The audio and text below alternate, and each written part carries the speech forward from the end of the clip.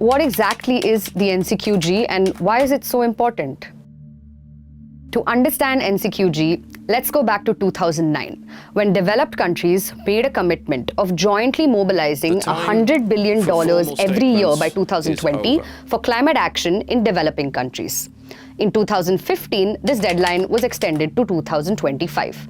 It was also decided that a new climate finance goal to succeed this one would have to be decided before 2025, amounting to at least $100 billion per year and taking into account the needs and priorities of developing countries. This is the new Collective Quantified Goal on Climate Finance, or the NCQG.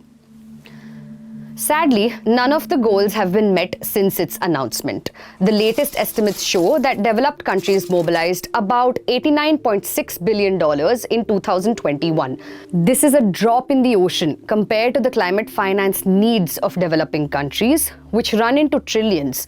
The UN estimates that developing countries require at least $5.8 trillion by 2030 to fund their nationally determined contributions. However, the issue is not just about the quantum and failure of developed countries to meet the $100 billion commitment, which was a political goal to begin with and not a negotiated one. There are three more issues with the current state of play in climate finance. The first issue is of quality of finance. Between 2011 and 2020, only 5% of all tracked climate finance flows were made of grants, money that is typically not required to be paid back. A majority, about 61% on the other hand, was given as debt, such as through loans, which adds on to the already existing debt crisis among several global south countries. Let's look at an example. In 2022, Pakistan faced catastrophic flooding that affected 33 million people. The official post-disaster needs assessment estimated a total loss of $15.2 billion. In January 2023, pledges up to $10.57 billion were made by multilateral development banks and countries at the International Conference on Climate Resilient Pakistan held in Geneva. But more than 80% of this money, about $8.7 billion, was given in the form of loans.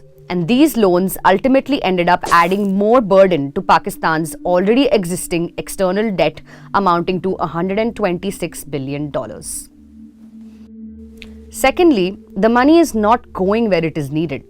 For instance, between 2019 and 2023, investment in clean energy around the globe has risen faster than investment in fossil fuels. But the rise has been disproportionately concentrated in China, the United States, and the EU. According to the Climate Policy Initiative, between 2011 and 2020, 75% of all climate finance was concentrated in North America, Western Europe, and East Asia and the Pacific, primarily led by China.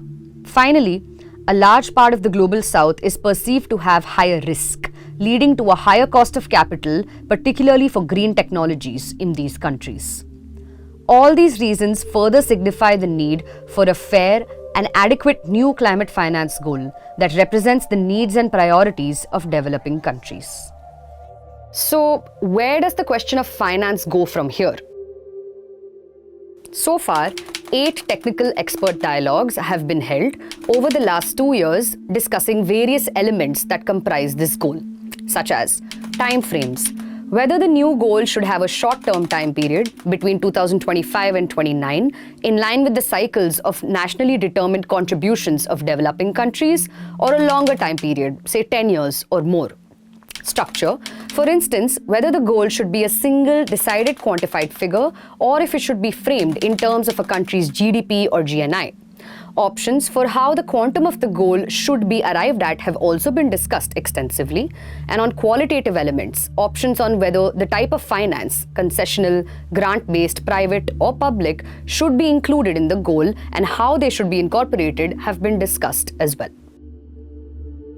It was decided at COP28 in Dubai last year that at least 3 more technical dialogues and 3 meetings for making a shift from purely technical discussions towards producing a draft negotiating text would be conducted in the lead up to COP29. The first of this is the 9th Technical Expert Dialogue and Meeting in Colombia. India is the only country that has put forth a new figure in the latest round of submissions for the NCQG, amounting to $1 trillion per year. For this, India has suggested a time frame of 10 years with separate annual mobilization targets for each 5-year period to be in line with the cycles of the nationally determined contributions being updated. Most developing country groups, including the like-minded developing countries, the African group, the Arab group, and the least developed countries, have suggested that the focus should first be on how much money this goal should encompass and along what timelines it be disbursed.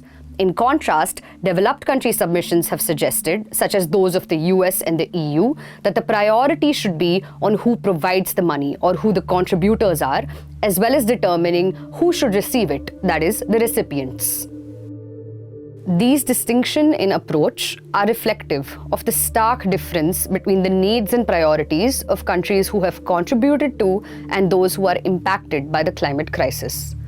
The need to scrutinize the process of the NCQG to ensure that it truly considers the principles of equity and justice in its implementation, therefore, remains significant.